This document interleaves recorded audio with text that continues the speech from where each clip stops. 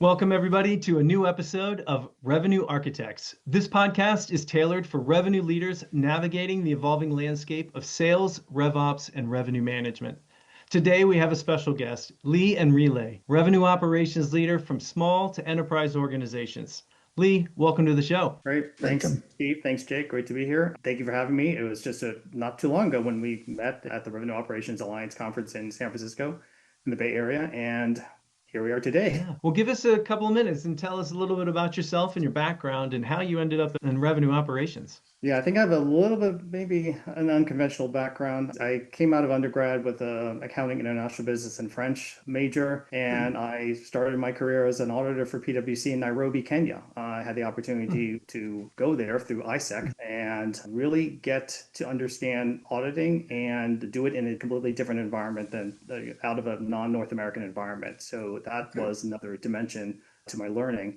But it brought me, in the 2 years I was there, I learned quickly what I liked and what I didn't like. I liked being the advisor, but I didn't like being the police. And I kind of joke, I didn't like the time I had to count 74,000 cans of insecticide dressed in business wear, but that's part of the job. But I think it helped me learn a lot about being an advisor and when you need to see the details in order to have the credibility to be an advisor. So from that aspect, that was an excellent experience that I really valued. Come back to the US, I worked for Johnson & Johnson in one of their products, which is a combination consumer, pharma, and medical device product. It's a blood glucose meter. And I found myself very quickly working in the intersection with operations, directly with sales, finance, in some cases even packaging and regulatory. So that's another added dimension. But ultimately, revenue operations, sales operations is actually quite universal. It almost doesn't matter the kind of industry you're in because you're still solving the same problems of having to bridge analytics and data with a sales team, helping improve sales, advising sales on how to do better, and also working with systems so that everybody knows what's happening and everyone can work with the system to understand day-to-day what's happening. And then also working with leaders so that we can translate data into overall insights and then the strategy. Great. I That think from you have there, an yeah, awesome that, background. I'm very excited to jump in. I think in our earlier conversation, we talked about how forecasting has evolved, right? It is no more just the CRM data, but you also have Clary, you have call intelligence now, you have behavioral understanding. So my question to you is, in your view, right, what do you think has fundamentally changed about forecasting in last few years? Sure. Great question, Jay. We added tools to help us evolve from forecasting in Excel, where that's very, let's call it numbers focused, which is still important, but getting the qualitative is a lot easier now today's with conversational intelligence tools to understand what's happening during calls, during prospect calls. Before you'd have to rely on call notes to see what's happening and someone has to manually type things in. Now we have the conversational AI to help us summarize it, and sales leaders can't be on 50 calls in a week. But now with AI tools, of course, we can get the summary and get the insights very quickly.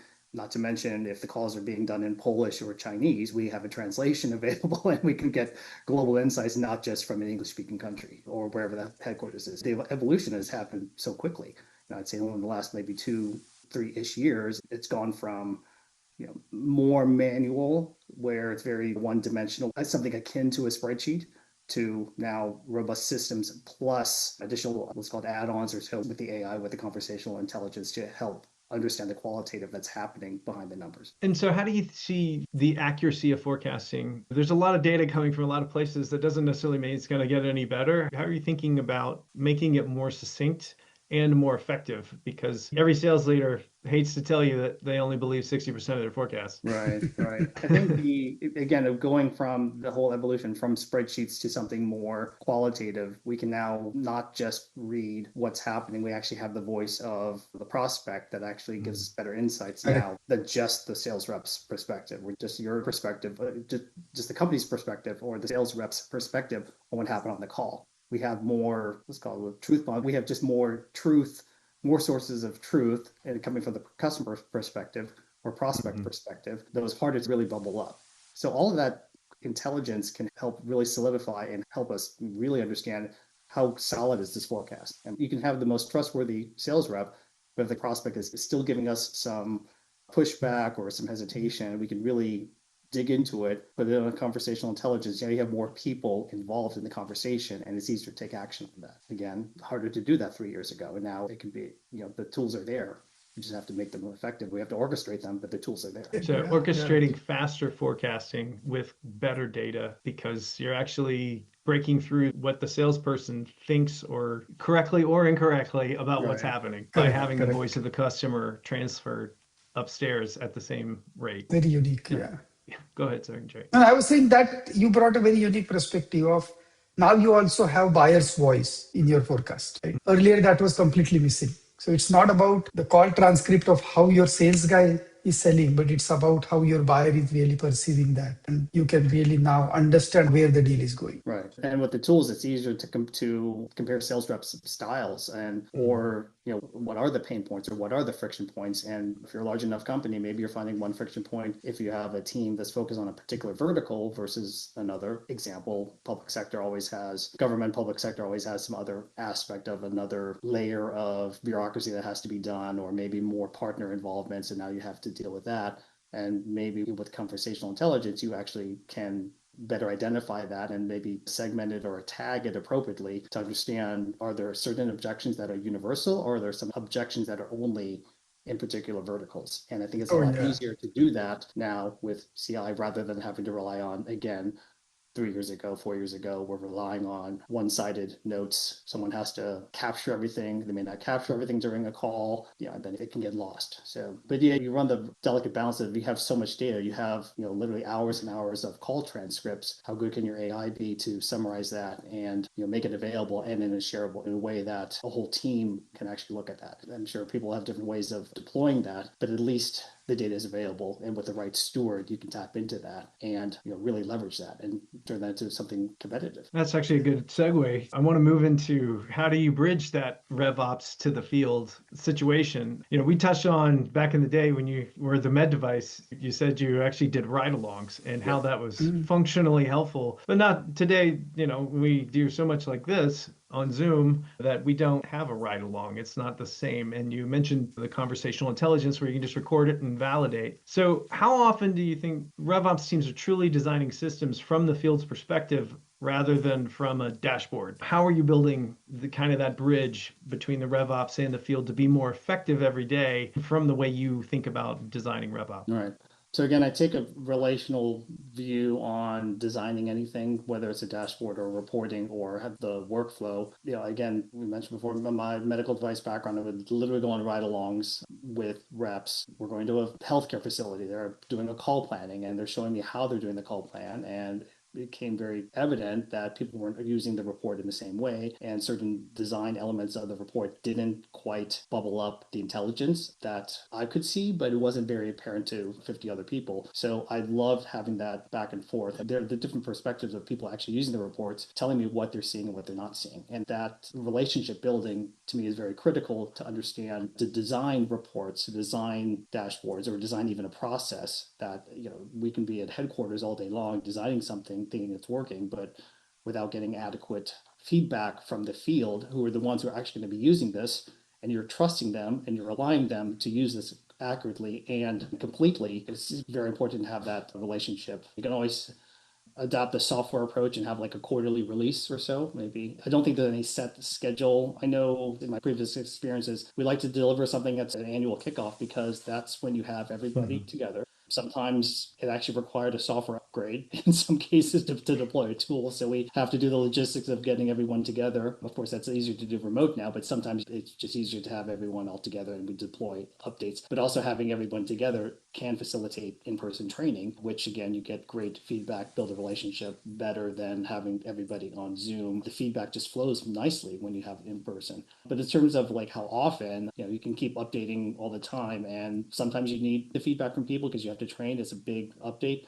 Other times it's maybe a simple update that, hey, we improved the report. We don't need to get everybody together. Here's a 10-minute overview on what we improved, and you can deploy it like a quick training video. Yeah, so Steve and Jay, to your point, I hate to say I don't think there's a set schedule for these things because it really depends on the scope of what you're trying to do and really how many people do you need to train. Well, one of the things from the conversation you and I had, you personally have a big focus on, while command of the data is important, there's really a human relationship that's so valuable in the way you think about RevOps. So when it comes down to designing a system for the field, how are you building into that relational construct so that you feel that whatever you deliver is supporting both data enhanced system process with a better relational experience, either from the field to the client or field to internal, or both ways? I think for one thing, when particularly if we're deploying something, let's say to the field, you may have hundreds of people in the field. We've intentionally, in my past, not just asked the top reps because we know they're, whatever is working. I hate to use the word average, but ask someone who's not performing as well, who still has promise, because you want a system to work for everybody. And getting that perspective, not just the top reps, not just the ones who are more tech savvy. In previous instances, we've had people who had no Salesforce experience because they came from other environments, and the learning curve was tougher. And it meant sometimes I could say this was with one of the French reps. I was actually able to do a one-on-one session in my broken French. I've not been in a French speaking environment in ages, but he appreciated that I made the effort to do so. So again, here we are, relationship building. Some of the training came from, I needed to just change certain fields into a French format, which he wasn't able to do, but also understand that they came from a non-Salesforce environment. And that meant a little additional training and understanding how Salesforce's data is structured, because they had no clue. They were just coming from a different environment. So not that they didn't have a clue.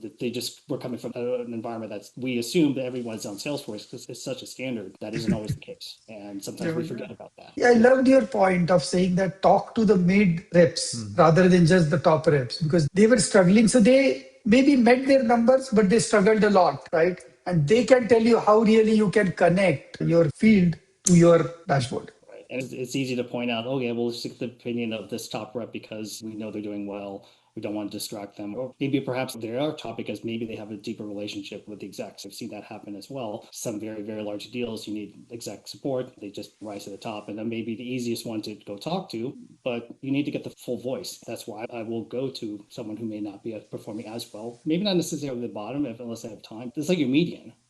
Talk to the person in the median to get a better idea of what's really happening, not just the top performers, because then you're really designing the system that can address as many people as possible. And I want to move and talk about the big elephant in the room, right? Where the rise of revenue management is happening. Because until recently, it was all siloed departments like revenue operations reporting into sales. You have sales enablement, you have deal desk, you have customer service, right? What's driving the shift from these siloed operations towards this unified revenue management? Why now? Why not in the past? Yeah, I think as you get bigger, as the company gets bigger and bigger, and you need at least a group that can have a large overview. I think my most recent experience at a larger company, one that's over 1 billion ARR, which was a radical change from the previous company, which I just went over 100 million ARR, seeing the vast difference of how things were siloed, sometimes intentional, or just because the company's so big, it's harder to have one group overseeing everything. I think there has to be some kind of a balance. I think if you're in an earlier mid-stage company, it's easier to have RevOps report to CRO, and then RevOps has the full view of lead gen to enablement to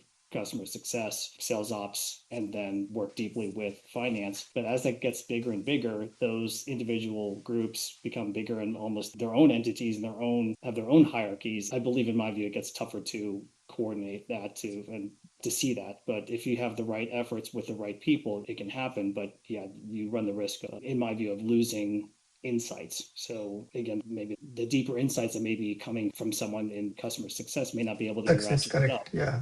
The bigger and bigger that you get. So I don't know if I have a solution for that, Jay, other than is there an oversight team that can actually, that's their purview. I think you touched upon a lot of good points in terms of what is driving this shift typically is because companies are realizing that insights are not just coming from sales when it comes to revenue, but they might come way down the chain from customer service. So having one unified view right from, because sales is no more about just closing a deal. It's also about recognizing the revenue. It's also about renewals. It's also about upsell, cross-sell, and servicing and retaining the customer. So that's typically what, to your point, as the company grows above 100 million ARR, they start realizing that there is a lot of money left on table with their existing customers where they can upsell, cross-sell, retain the customers, not just go for the new logos and new deals. I think that's what you were trying to say, that's really driving the rise of revenue management. Going back a little to the conversational intelligence, at an earlier stage company, we shared the calls among, as soon as a call would happen. Part of it was also testing because we were deploying, we wanted to see how it worked. We had a low enough volume that we weren't overwhelmed.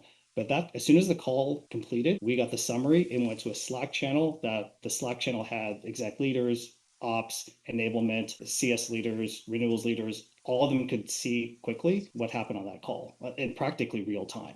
As you get bigger, that might be more difficult to do, but having that channel and having that insight was incredibly valuable, that I could quickly, if I see this large deal we're trying to close, or what happened, and maybe you'll have more interested in that call and you're going to listen in on that and see the insights and see it, and you'll learn the pain points. And by being able to share that on a Slack channel, you don't have to look at every call, but at least it's there, and I don't have to log into another system to go find it. I just go to the Slack channel. That's one of the great things about these conversational intelligence tools, is that, again, Jay, you can help break down the silo, but that data has to go somewhere, and there'll be a balance between how much of that data do you want to flow, but it has to flow somewhere, and there has to be a place for it. Jay built a thing called Bolt Connections, where you can see the org chart in Salesforce of your prospect. So if you need to talk to 4 or 5 people, but it can also show you people within the org, your current org, that's communicating with people in their org. And what you're showing is, if you built a Slack channel that showed up that, hey, Steve and Lee were just on a call, and then Jay goes, I know Steve, we talk all the time. Like, as an executive leader would have no idea that an account leader was selling to his friend, like, could completely change the deal velocity in the process, because it sort of democratizes what the sales team is doing. And that's more of a beautiful opportunity, but the idea of how data can change the customer voice and the way the buyers are changing. And we've seen that a couple of times in the last 10 years. Buyer journey has completely shifted, and you being able to hear the voice of the buyer coming through into what's changing, you can see trends much faster to make adjustments to your sales process, sales training, revenue management, and even product market fit. One of the larger companies that didn't really get too much involved with, maybe product liked having the data, but I wasn't maybe as involved with them because they didn't always come to our group. But at the earlier stage company I've been at, product was, we worked hand in hand to get insights. We had to change some of the reporting because they were going in directly into Salesforce to try to get the insights of what's happening, what products are selling better, how long does it take to do the cycle, who are they talking to, all those insights. They're going directly into Salesforce. But now with the conversational intelligence, they get the qualitative as well with that. So I think product is also part of the conversation as well. And sometimes you hear about them, sometimes you don't. But again, I think it just depends on the company. But they're also an important part, because if you're not getting, whether it's product pipeline, whether it's, they need to hear the voice of the customer as well, or voice of the prospect as well too. Well, let me move on to sort of revenue execution. As you're seeing everything kind of integrate, both technologically integrate, the processes are integrated, the departments are integrating, being able to communicate more effectively, more quickly. I would imagine that at some point there's a revenue execution problem, like who's responsible for what. So where have you seen accountability kind of break down the most often between everyone from go-to-market all the way across to finance through the sales channel? I think in a worst case scenario, everyone's going to point a finger somewhere, but I think that's where you have win reports, or you even have loss reports to figure out where the pain points are. So you learn from let's call it, I hate to say failure, but learn from the failures. That's why sports teams replay videotapes or videos of where they did well, where they didn't do well. You need to do the same thing with sales. In the heat of the moment, when deals are trying to close quickly, it's easy to say, well, deal desk wasn't fast enough, or we didn't get the right product, or legal didn't close fast enough, or we couldn't ship a product, or we didn't have, whatever the case is. If you can just learn from your past in terms of what works well, what doesn't work well, then you shouldn't have those problems. In an ideal world, you'll have less of those problems. In terms of who actually owns, we all own it. I know in previous companies, I was part of the sales team. I had kind of a commission structure just like the rest of the team, because I'm part of the sales team. You don't see that everywhere. Some companies, will throw you the corporate plan. I've also in the past have been on a sales plan because I am part of the sales team. I don't know if you see that everywhere, but to have that kind of experience, I don't know how common that is, but that is one approach, is that you're part of the sales team. RevOps is part of the sales team. You should be on a similar comp plan. That's so interesting. That's one way to really make sure that they're listening to the sales team. Yeah. And also make sure the Sales ops is also in sync to help because you Yeah. literally own the number too, just like the sales team. Everything's riding on Yeah. you guys succeeding. So, and I heard this. I have a friend who is a sales consultant, and he always said, he's like, if we fix sales, you always find out who's not carrying the water because as soon as you solve sales, everyone else has to get in line Oh because yeah. they got to implement, they got to follow through, they got to do all the things. And usually they hide behind the sales team going like, well, numbers aren't this because of this. And everybody else is yelling at sales. But as soon as sales gets into a high functioning machine, everybody else, you find out quickly if they work or don't, Yeah. right? The And billing's everyone not will rally. working.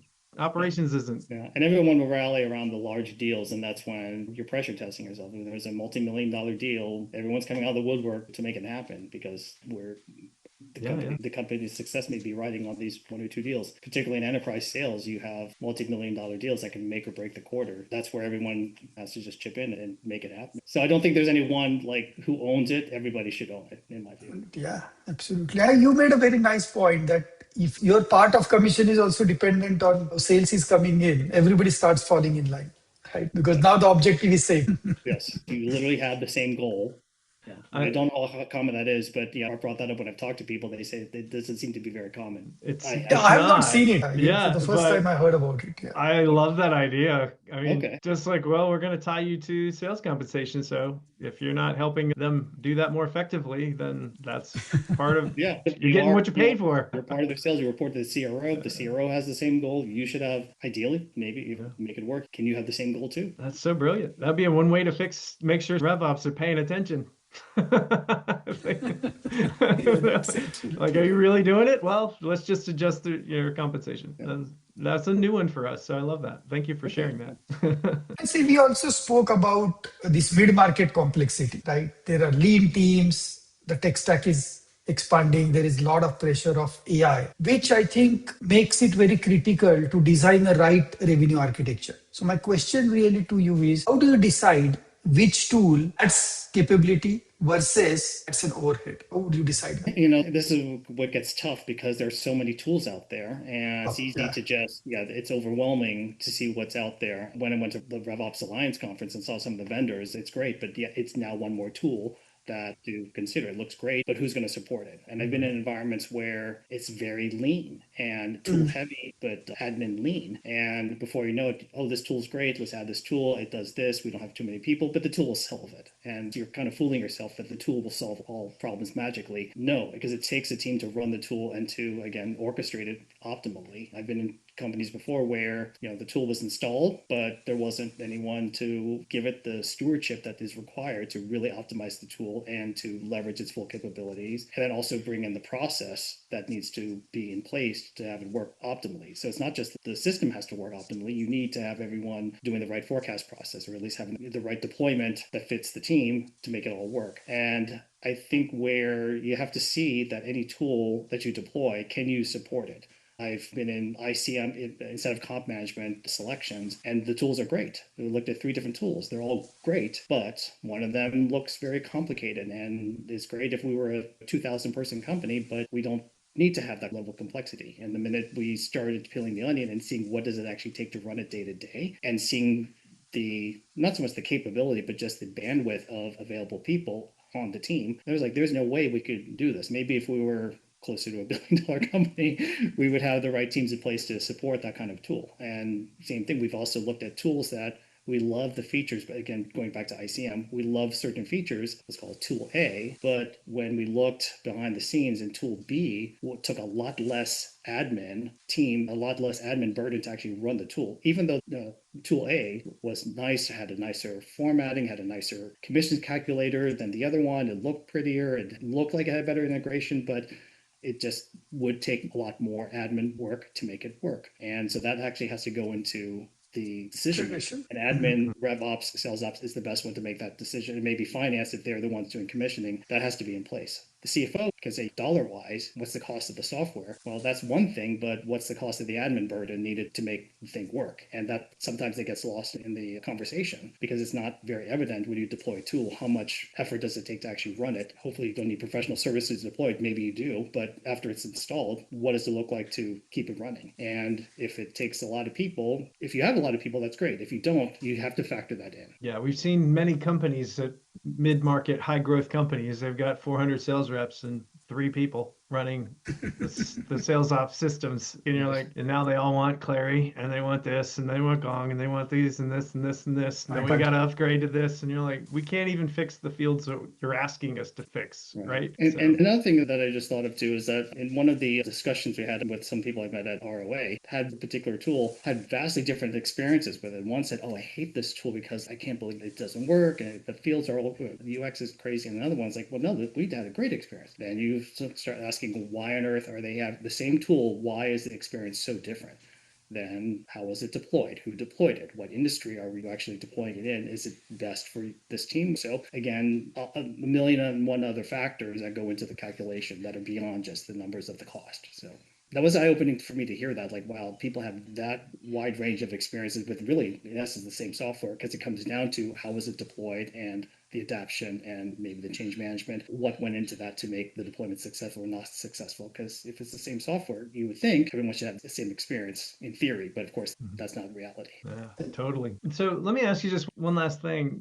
We have a lot of our viewers are aspiring into RevOps at different levels.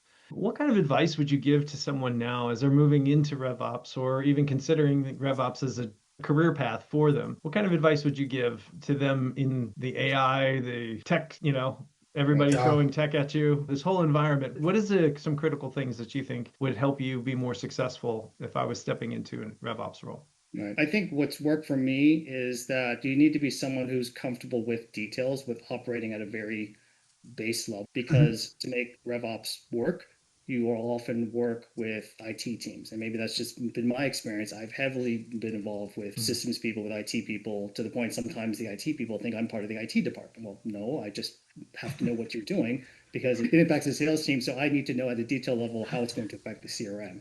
And you start talking their language. Now, you don't have to have a comp sci degree to do that. But I think to be successful in RevOps, you need to have some level of comfort to be able to dive into the details, because that's, that could be make or break on systems.